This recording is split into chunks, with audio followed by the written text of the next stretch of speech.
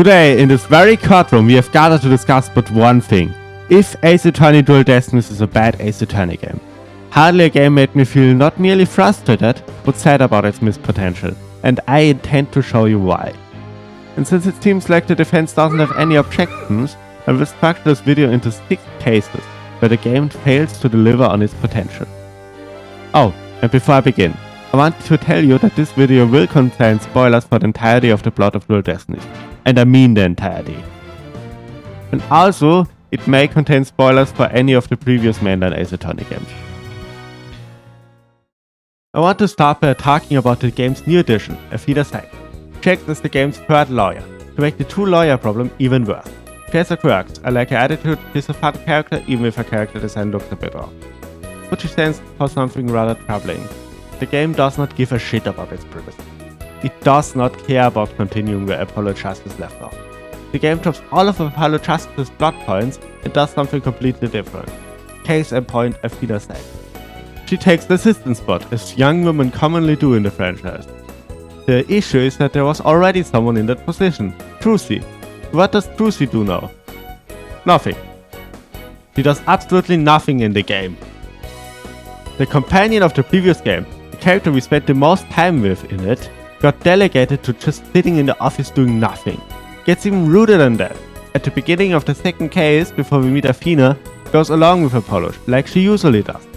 For 5 glorious minutes, things are normal. Until we meet Athena, then she literally just vanishes. Athena essentially kicks her out of the case. They're stuck in the office until the last case, in which she gets to hang out with her daddy for a bit, only to get kidnapped right in the middle of the investigation. The most notable thing she does the entire game is getting kidnapped. How fun. The Apollo Justice slander does not end here. What happened to the prosecutor of the game? Apollo's version of Edward, you might ask. He's involved in the investigation section of the third case. No, not the trial, just the investigation. I like Blackville, but they could have done with one trial less. All Clavier does is help you in the investigation, while having one of the ugliest models in the game. Even let him act out a mock trial to twist the blade further. Yes, because the game feels the need to give him something that let him and Apollo act out the recreation of a mock trial that happened during the events of the case. That whole ordeal just feels sorta mean to me. Sorry, we can't give you a real case, but here's a fake one instead. And that's all he gets. After the minor involvement in that case, he's just gone for the rest of the game. Both of them feel like they're here by obligation, not because the game wants them to, but this is still better than what the game offers to Apollo Justice's final main character. Emma's guy was just straight up cut. He's not in the game. Nope, instead we get Fulbright. I don't like Fulbright. I disliked him even before I had a good reason for it. I just subjectively dislike his attitude. He's annoying. Which makes it all the more frustrating to me that she was unceremoniously cut. They have the reason for it, yes, but I'm still upset. Simply because there was still so much that I could have done with her. But it's not even just about the characters. Dual Destinies also drops essentially all of Apollo Justice's plot points. Trust system? Gone. Apollo and Trucy being siblings? Gone. It's like the game forgot everything Apollo Justice established, while claiming to be its sequel. By the way, if you got attached to any of Apollo Justice's side characters, too bad none of them made it in. Not a single one shows up again. Apollo Justice was already aggressive with the purging of the old faces with the time skip, but Dual Destinies just did a second one. The game is only a sequel to Apollo Justice because it has to. The feeder sex is a symbol of that attitude. He's a fun character. Yes, probably better than Trucy, all things considered. But we got her via blood sacrifice. And I'm unsure if she is so good to justify getting rid of all that came before. Alright, I should probably say something about Case 1 in the section titled Case 1. Well, the case is a bit over-dramatic, all things considered. We'll get into that later, but I feel like Case 1 is notable enough in and of itself, justify wasting our time discussing when there are better examples for this later on. So well, moving on.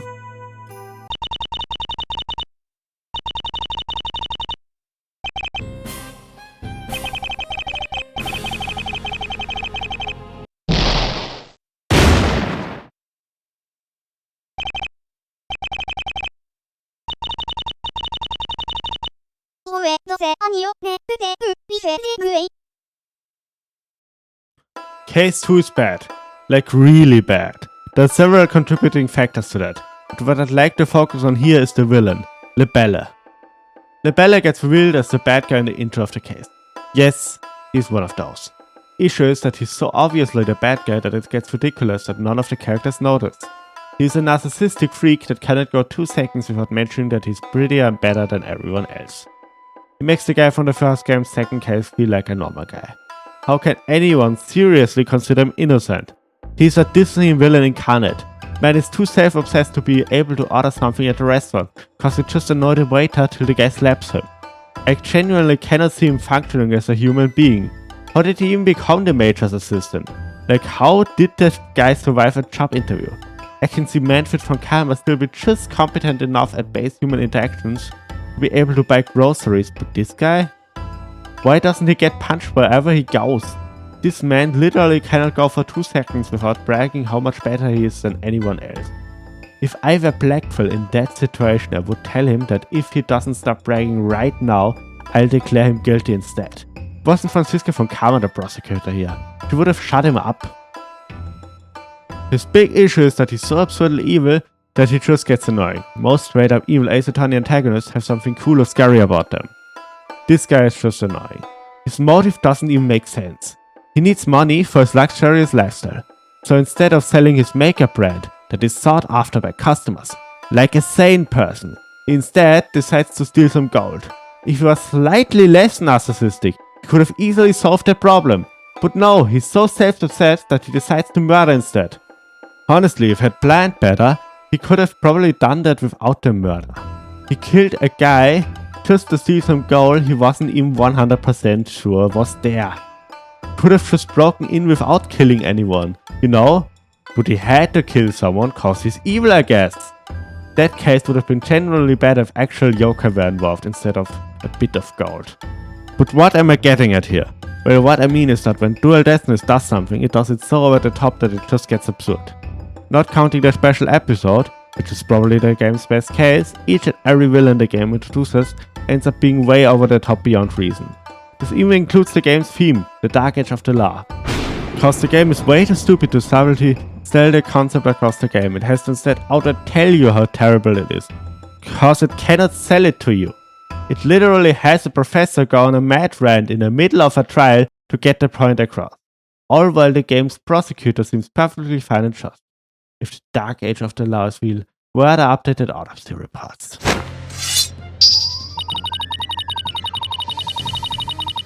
Sorry.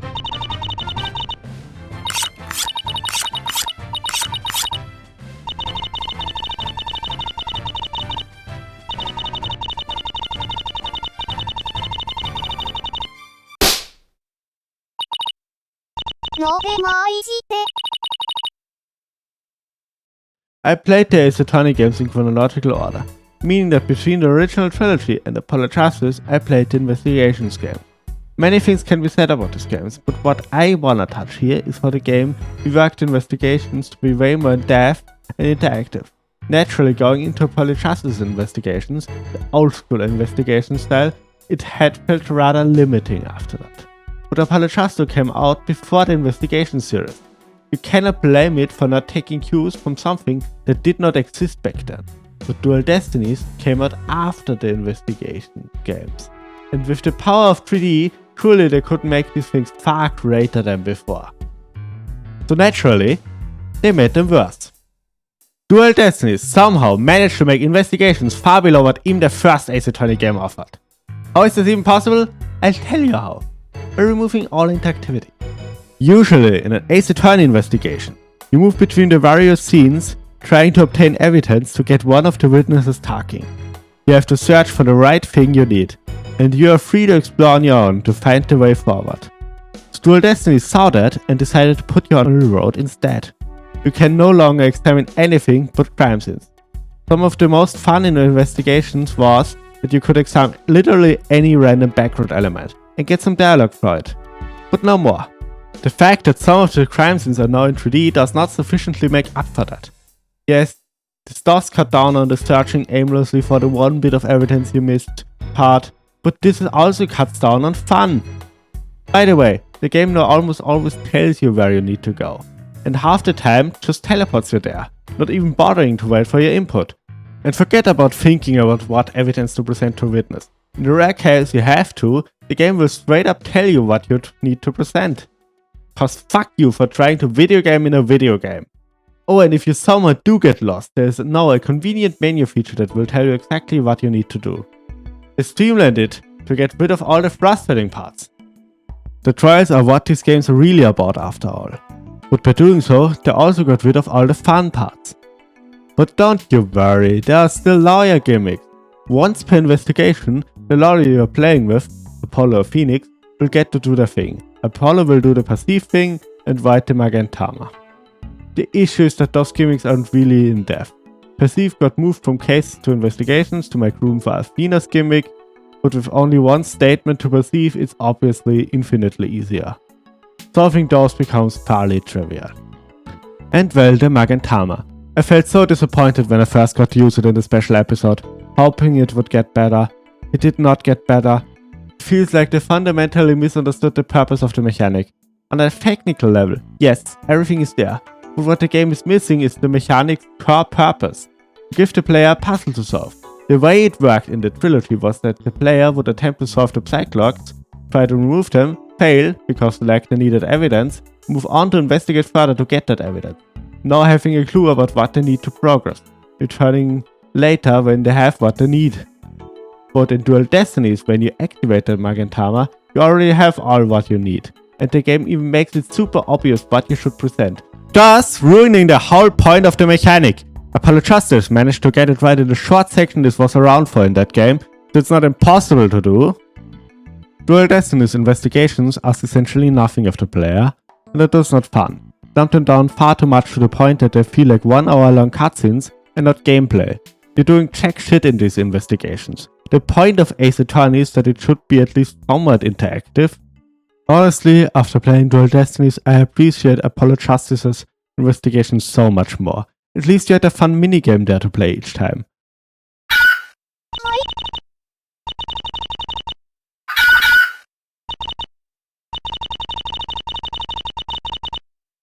Case 3 is a wild one. It starts normal, with one of the game's trademark boring investigations.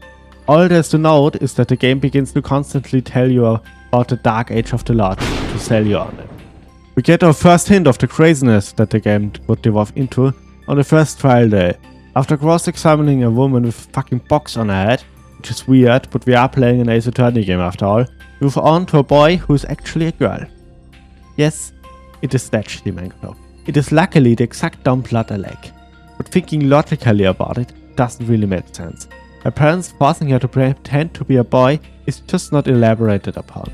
But then again, this is a dumb plot I am biased toward, so I can excuse it. I really like how she mixes hyper-feminine with hyper-masculinity afterwards. Honestly, I thought her to be a girl initially anyways, so that fit. However, despite my bias towards cross-dressing characters, I must note that Robin would have made more sense as a trans character. Her desire to wear cute clothes, her being tied down by her parents against her wishes, it would make so much sense. Even her over-the-top femininity afterwards would fit. Robin makes for the perfect trans character. Heck, in a certain way you can headcanon her to be one. Making her trans would allow for such an emotional story to be told fairly easily. The version we got just seems so much worse than the version we could have got. I like Robin, but she could be less of a joke and an actual character. The game, however, did not hear those words. In the next trial day, it delivered no characters and only jokes. That trial has not 1, not 2, but 3 parrot level moments of madness. That's a lot. The day starts with us cross-examining the guy we try to push this on. Just as we are about to lose, he suddenly changes his personality and proceeds to confess in the most ridiculous way imaginable. Everyone knows his testimony is complete and utter bullshit after hearing it for 2 seconds. Not even the AA universe is dumb enough to believe that he got a body double capable of holding a trial out of nowhere. I couldn't stop laughing at what was happening before me. Even the characters are dumbfounded. Black will straight up leave us for a bit because he isn't bothering with this shit. Everyone is questioning the witness's sanity and we have one of the funniest mood matrix segments in the game. Believe it or not, that was the most normal part of the trial. We now try to pin this on Professor Means. He gives a cold and calculated testimony, befitting of a professor who is a lawyer himself and uses all means to get what he wants. He openly brags about forging testimony, by the way. Just 7 years ago that Lost Phoenix is back. But I guess the standards have lowered. Anyways, we question him a bit, not even fully corner him. And the guy goes insane, completely changes his personality and starts teaching the court like a mad teacher. This is parrot moment number 2. How can he do that? Why does he do that? This is one of the dumbest and funniest moments in all of Ace Attorney. I'm not even mad because of the sheer stupidity that was happening before me. Most Ace Attorney witnesses crack at some point. But not like that! It feels like the game really desperately tries to sell you the dark age of the law at that point. Like, what the fuck was that? We cross-examine some more. Proof Professor Means wasn't in his seat in the most roundabout way imaginable, instead of just asking the hundreds of students watching if they saw him. And at some point we reached the question whether or not Means could have made a corpse and his staff look like white. So how do we prove that? Because yes, this needs detailed proofing according to Dual Destinies. Obviously we have Apollo bind Athena into position and then cover her in cloth. At this point, it is impossible to take this case seriously. Like, what the fuck were they smoking? This is without a doubt the dumbest thing I've seen in any Ace Attorney game ever, including fan parodies. Who came up with that idea? Why? I just couldn't stop laughing at the badness happening before my eyes. That was parrot moment number 3. After that, Athena has a mental breakdown that I couldn't care less about, because I lost my ability to take the game seriously after all of that. Which brings me to the point I'm trying to make in this section. Ace Attorney always had its silliness, but Dual Destinies takes the cake. Always just goes a bit too far to the point where it feels more like a parody of an Ace Attorney game than a genuine attempt of it. Characters like Means and the other guy from that case are nothing more than mere laughing stocks. They're not people. They're not meant to be seen as people. They're jokes, not characters. Most Ace Attorney characters are like that, and that's fine. But I feel like Dual Destiny takes this just a tiny little bit too far. And that hurts the game. It's also about serious court drama and tragedy just as much as it is about dumb jokes. You can't expect me to laugh and cry at the same time.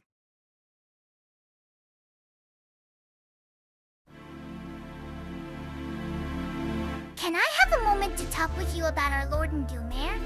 The Dark Age of the Law?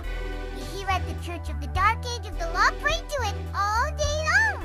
All hail the Dark Age of the Law. May it doom us all. What? You have doubt in the Dark Age of the Law. Heretic? Case 4 and 5 are connected. The other games would classify them as one case. So before we address the finale, with the big elephant in the room, I would like to use this section to talk about the story's core theme. The Dark Age of the Law.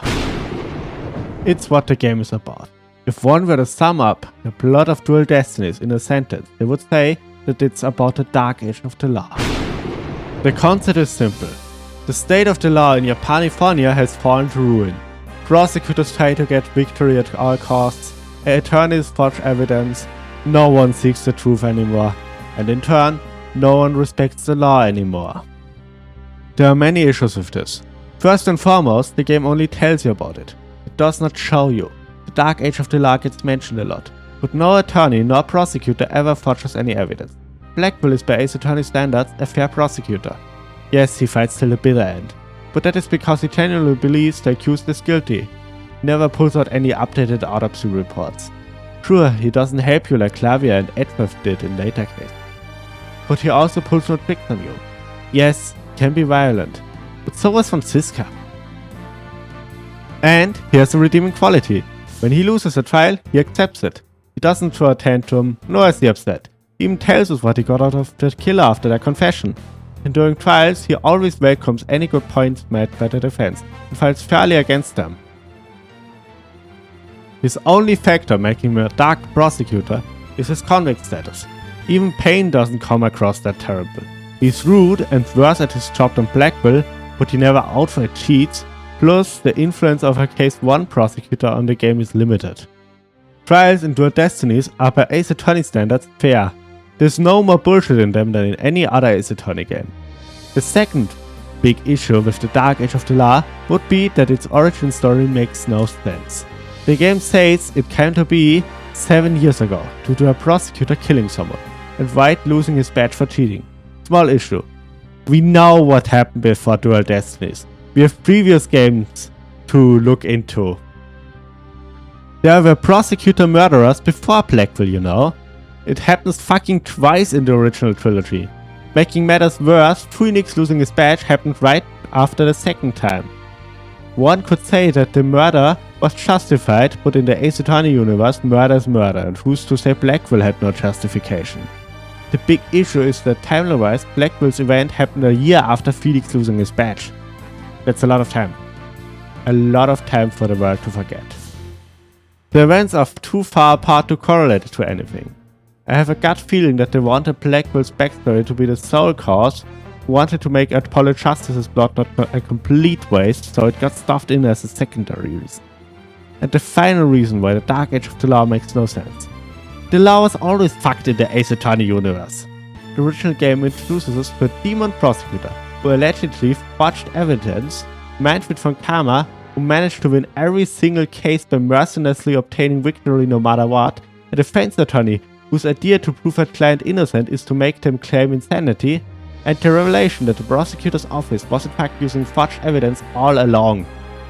Fucking Edgeworth had an updated autopsy report made last minute and worked with a blackmailer just to get his goddamn guilty verdict, for fuck's sake.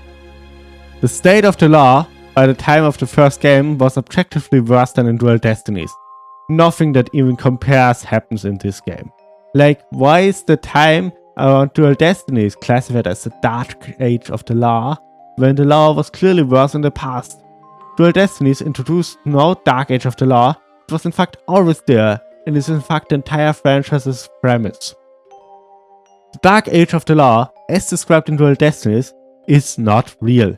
Heck, 1 year earlier, in the middle of the so-called Dark Age of the Law, during Apollo Justice, there wasn't a word of it. The state of the law was fine back then.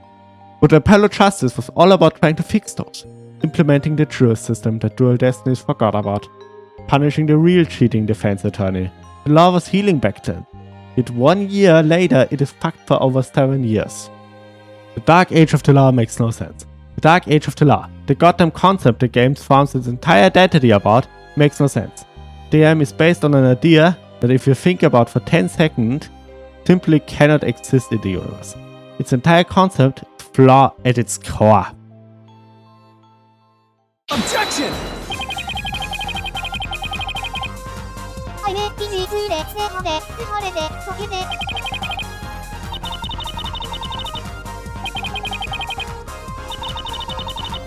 Hold it!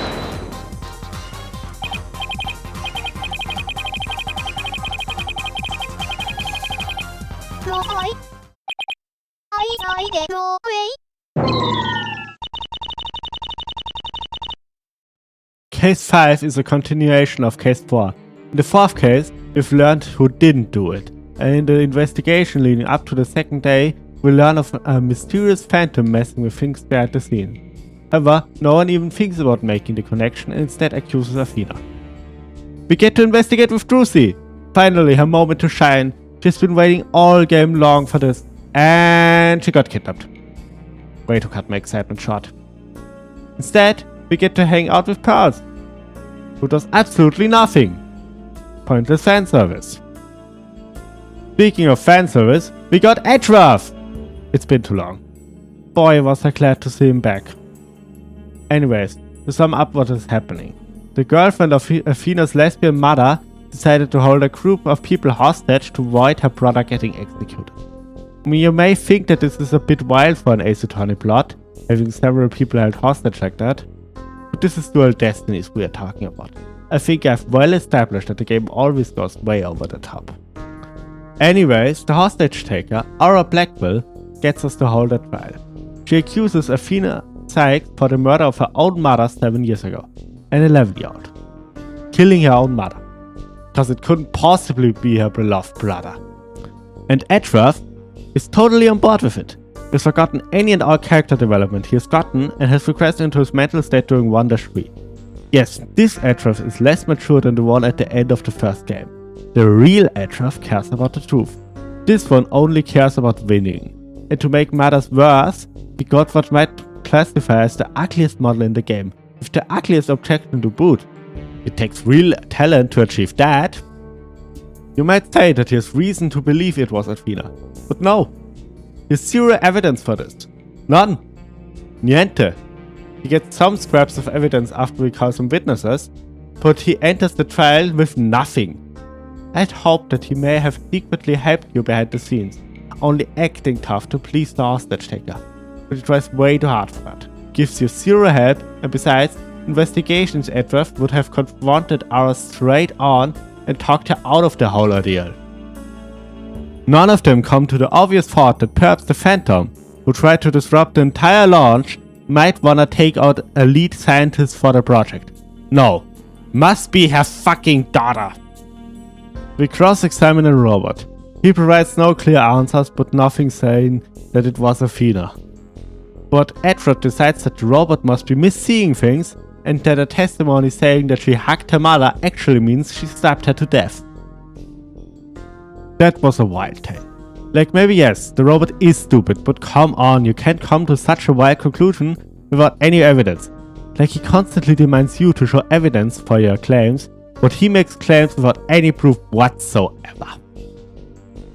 We go to the next witness, Blackwell, who after some pressure from us gives Edward finally some proof to back his claims, but in the end leads us to the truth.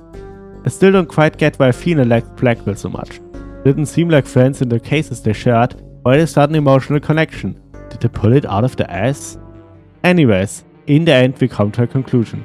Namely, that there was another man in the hallway video all along. What?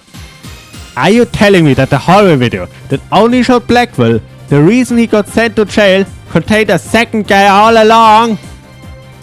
Why did nobody check this? Why the fuck did the police department miss an entire second guy in the video? How the fuck does one do that? How did nobody bother to check this before? Did no one, absolutely no one, bother to check this crucial piece of evidence in 7 years? Why? Just why? Honestly, I get that Blackwell's first thought upon seeing the death of Athena's mother was that they are gonna blame that on the 11-year-old.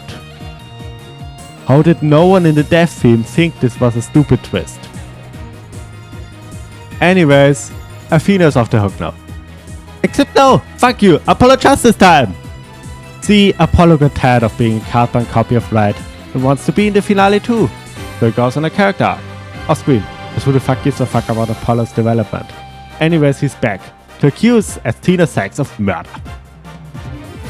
I'm not kidding you. His first moment after his long journey is to accuse his friend of murder. In the middle of a trial that only exists because a hostage taker forced it to. Like, he could have waited a day and they would have discussed this anyways. No need to do this right now. Or he could have talked this out in peace. He should know, as a defense attorney himself, how shit it is to settle things like this in the middle of the court. But no, we have to do this right now. Meaning the hostages are still in danger, all thanks to him. We are back to accusing Athena for the current day murder, and I'm furious at his betrayal. His whole job as an attorney is to trust his client. But no, he cannot even trust the people he works with. And he gives a whole grand speech about how he has to do this so he can trust her again. That's not how trust works, idiot. Meanwhile, I'm completely pissed at him, more than at any villain in the game. Betrayal hurts. And honestly, he should have been fired for that. Like, trust requires two people. Sure, he cannot trust Athena now.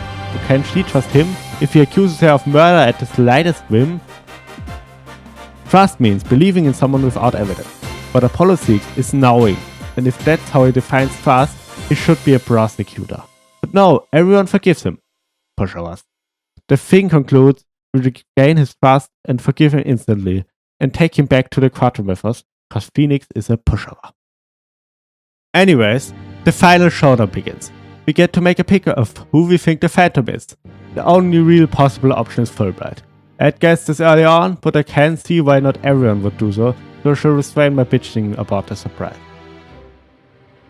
We get to do the funniest mood matrix segment ever, with him showing zero emotions whatsoever, and then an even funnier one where the emotions are all over the place, as we learn that the guy has zero real emotions and was in fact faking his entire personality the entire time. It was fake. All of it. The emotional speech about wanting to reform Blackwell? Fake. This is not him revealing his true colors. This is him suddenly turning into a completely separate person. Like him turning out to be a maniac deep down might have been engaging, but him being not at all who he claimed to be is boring. Like, come the fuck on. All of it was fake? All of it? Every single conversation we had with him? Some of it doesn't even make sense. Helps you way too much in the investigation for case 4. Like, why? He was the killer. Blackwell winning the trial would have been beneficial for him. It's almost like the death didn't know he was the villain either. Turns out, yeah, they didn't know that either. According to an interview, they came up with that idea later.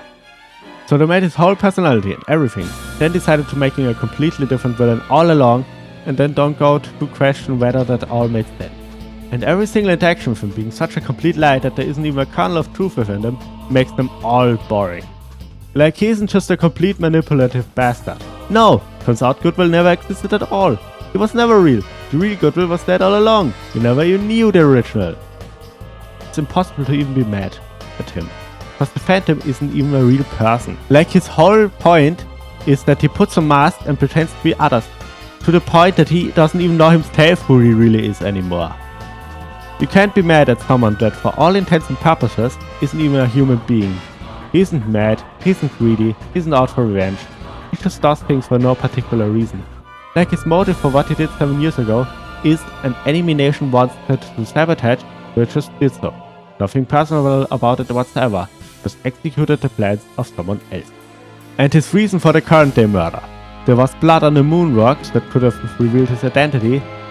First off, it's strange that he could place bombs all over the place but was unable to steal a thing.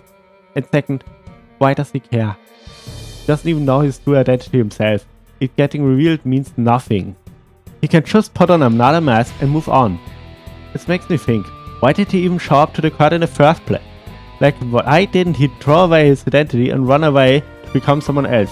Why stick to being Goodwill? Heck, his whole reason for sticking with Blackwell is stopping from releasing things on his identity. Why does he care?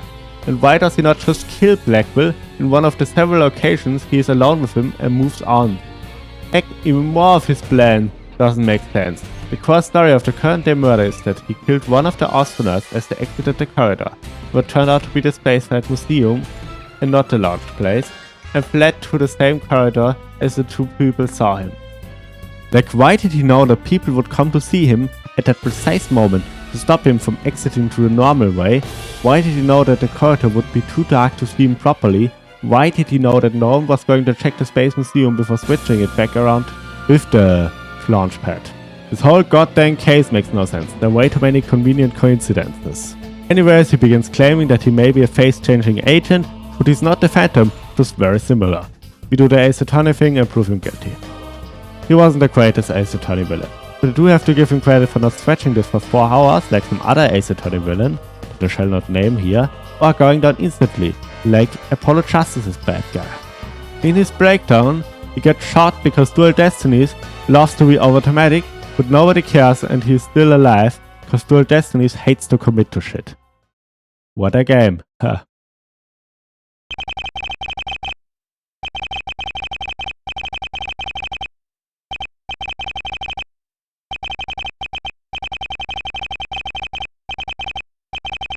Objection!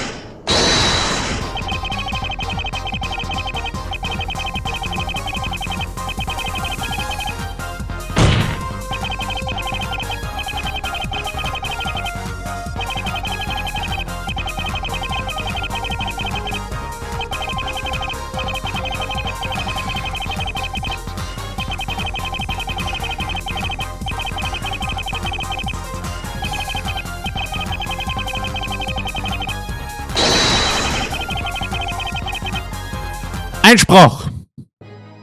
Too little too late, Mr. Right.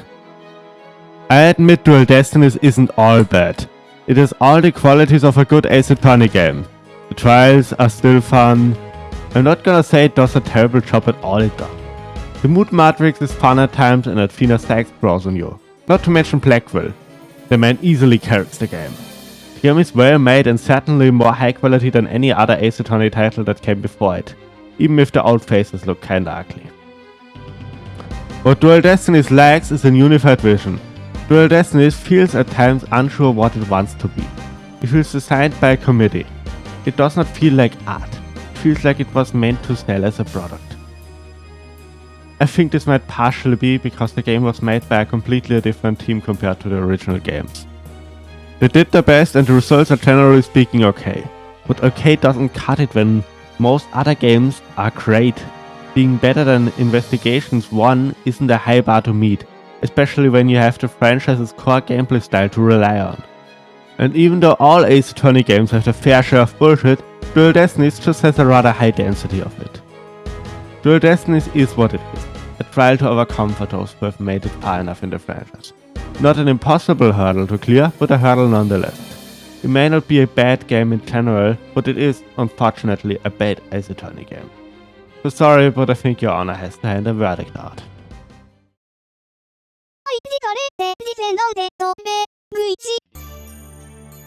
And believe me, I haven't even mentioned half of what is wrong with the game. Oh well, I guess it's time for me to check out Spirit of Justice now. See ya!